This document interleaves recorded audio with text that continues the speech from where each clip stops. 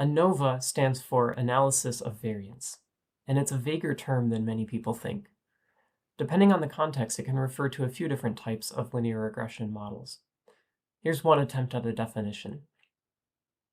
ANOVA is a general term for models that partition the variance of one variable, the response variable or dependent variable, into portions associated with predictor variables, combinations of predictors, and sources of noise or error.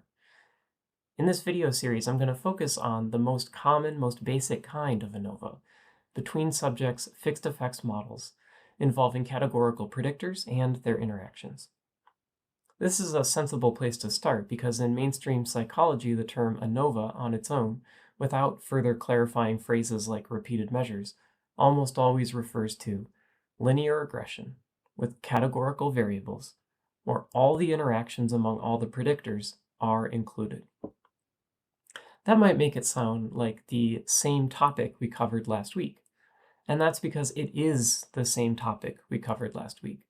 But there are enough terminology issues and special challenges that I'm devoting a separate video series to it. Some people talk about regression and ANOVA as though they're totally different things. This is a misconception I'm obviously trying hard to nip in the bud right now. ANOVA, in the usual sense, is nothing more than a type of regression that you're already familiar with if you've watched my other videos. The misleading tendency to frame ANOVA as something different from regression is just another one of the many annoying terminology issues that come up in statistics. In this case, I put some of the blame on SPSS for using different menu items to represent linear regression and univariate ANOVA without clarifying the fact that the latter is a special case of the former. This video series assumes some familiarity with R code and assumes that you know the basics of how interactions work in regression models. The following tutorials should bring you up to speed even if you have very little prior knowledge. All the links are in the description. A brief introduction to R, a conceptual introduction to linear regression, some practical demonstrations of linear regression, and my session on interactions in linear regression models. The last one, about regression interactions, is the most important to understanding today's topic. ANOVA is regression, so if you've practiced all the stuff you've learned in the last few videos, then you already know how to do everything I'm covering in this video.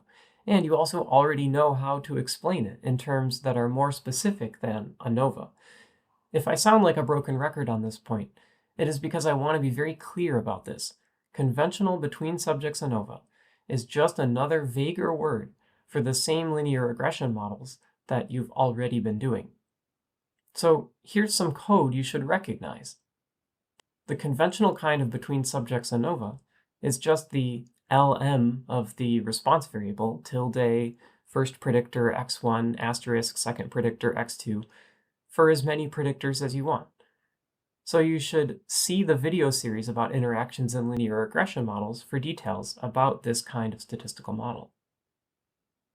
But this video series will cover some new topics because you can focus on different aspects of this kind of model, and there are some norms about which aspects to focus on depending on whether you're using the term ANOVA or not. Although ANOVA is another name for regression, when you use this name, you're implying certain things about how you plan to communicate the regression results. It might be a little bit like the terms blanket versus throw. The same object could be called by either name, but calling it a throw indicates that you might be more likely to use it for decorative purposes. The name is more of a communication clue rather than a hard technical distinction.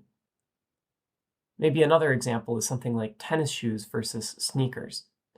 They are the same type of shoe, and some people just prefer to use one term or the other. But also, if you say sneakers, it implies that you're a bit less likely to use them for athletic purposes, but you still might. It's not certain that you have different intentions when you use this term, but it is a little clue about your intentions. Another possible example might be ratio versus fraction. The math is the same either way, one thing divided by another thing, but when you say ratio, you're implying that the two things you're dividing are directly comparable, whereas when you say fraction, you're implying that you hope to group the items into equally sized groups. the name you use is a framing device. And the term ANOVA can be thought of as a framing device that places emphasis on certain aspects of the regression model. It's still the same regression model, but ANOVA gives the audience a clue about how you plan to use that model. So what is this clue? What does the term ANOVA subtly call attention to? What weak norms does it carry about how you will most likely present your models? I think it basically comes down to two things, at least with between subjects ANOVA. First, you're probably going to report F-tests instead of T-tests. And you're probably going to report main effects. So now I'm going to talk about each of those aspects in more detail.